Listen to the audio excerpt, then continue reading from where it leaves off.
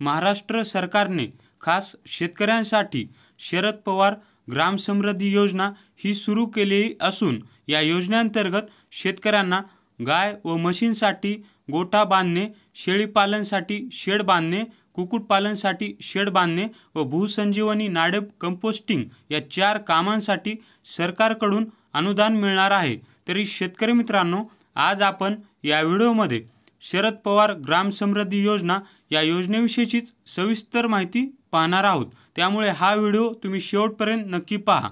शेतकरी मित्रांनो, व्हिडिओला सुरुवात करण्यापूर्वी तुम्ही जर आपल्या नाथ टीव्ही या यूट्यूब चॅनलला सबस्क्राइब केले नसेल तर या व्हिडिओ खालील लाल कलरमधील सबस्क्राइब बटन दाबून त्यासमोर येणाऱ्या घंटीलाही नक्की दाबा। त्यामुळे आपल्या चॅनलवरती शेतकऱ्यांसाठी उपयोगी असणारे व्हिडिओ जे येतात ते तुम्हाला सर्वात अगोदर पाहायला मिळतील। तर शेतकरी मित्रांनो, चला सुरू करूयात आपल्या आजच्या व्हिडिओला। शेतकरी मित्रांनो, शरद पवार ग्राम समृद्धी योजना 2020-21 या योजनेअंतर्गत शेतकऱ्यांना नंबर 1 गाय व म्हैस पालनासाठी गोठा बांधणे, नंबर 2 शेळीपालनासाठी शेड बांधणे, नंबर 3 कुक्कुटपालनासाठी शेड बांधणे, नंबर 4 भूसंजीवनी नाडेप कंपोस्टिंग या 4 कामासाठी सरकारकडून अनुदान मिळणार आहे। शेतकरी मित्रांनो, आता आपण पाहूयात या योजनेविषयीची माहिती। मी समृद्ध तर गाव समृद्ध आणि गाव समृद्ध तर माझा महाराष्ट्र समृद्ध हे ध्येय गाठण्यासाठी 4 वैयक्तिक लाभाच्या योजना या शरद पवार ग्राम समृद्धी योजनेच्या अनुषंगाने राबविण्यात येणार आहेत। प्रत्येक लाभार्थीला गाय व म्हशींसाठी पक्का गोठा बांधणे, शेळीपालन शेड बांधणे, कुक्कुटपालन शेड बांधणे, भूसंजीवनी नाडेप कंपोस्टिंग या 4 वैयक्तिक कामांना योजनेच्या माध्यमातून अर्थसहाय्य देण्यात येणार आहे।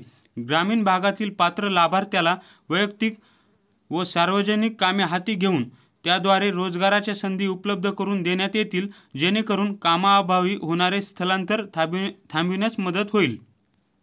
शेतकरी मित्रांनो, आता आपण पाहूयात या योजनेची वैशिष्ट्ये। या योजनेचं पहिलं वैशिष्ट्य आहे गाय आणि म्हैस यांच्या गोठ्यासाठी 77,188 रुपये खर्च येईल।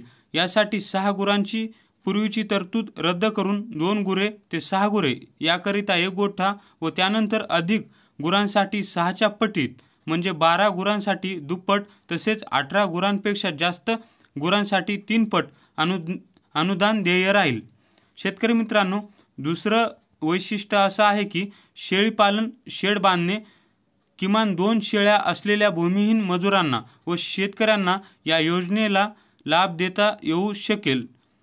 एका शेडसाठी 49,284 रुपये खर्च येतो। हे शेड सिमेंट व विटा व लोखंडी तुळ्यांच्या आधाराने बांधण्यात येईल। एका कुटुंबास जास्तीत जास्त 30 शेळ्यांकरिता 3 पट अनुदान मंजूर करण्यात येईल।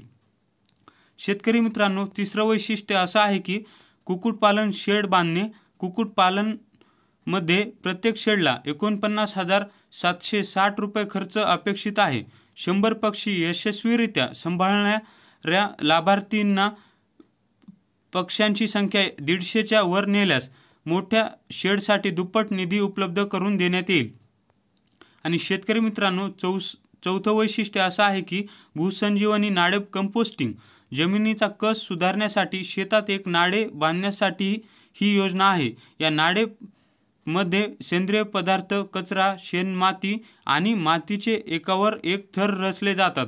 2 ते 3 महिन्यात काळपट तपकिरी भूषित मऊ दुर्गंधी विरहित कंपोस्ट तयार होते। या नाडेपच्या बांधकामासाठी 10,537 रुपये खर्च अपेक्षित आहे। शेतकरी मित्रांनो, एवढीच माहिती तुम्हाला मला या व्हिडिओमध्ये सांगायची होती। शेतकरी मित्रांनो, या योजनेचा अर्ज शेतकरी कोठे भरू शकतात, तसेच शरद पवार ग्राम समृद्धी योजना अर्ज भरण्यासाठी आवश्यक कागदपत्रे कोणती लागतील आणि तसेच सर्व प्रकारची या योजनेविषयीची सविस्तर माहिती आपण पुढील व्हिडिओमध्ये घेऊन येणार आहोत। त्यामुळे शेतकरी मित्रांनो, आपल्या चॅनलवरती पुढील येणारे व्हिडिओ नक्की पहा। आणि शेतकरी मित्रांनो, हा व्हिडिओ पाहिल्याबद्दल धन्यवाद।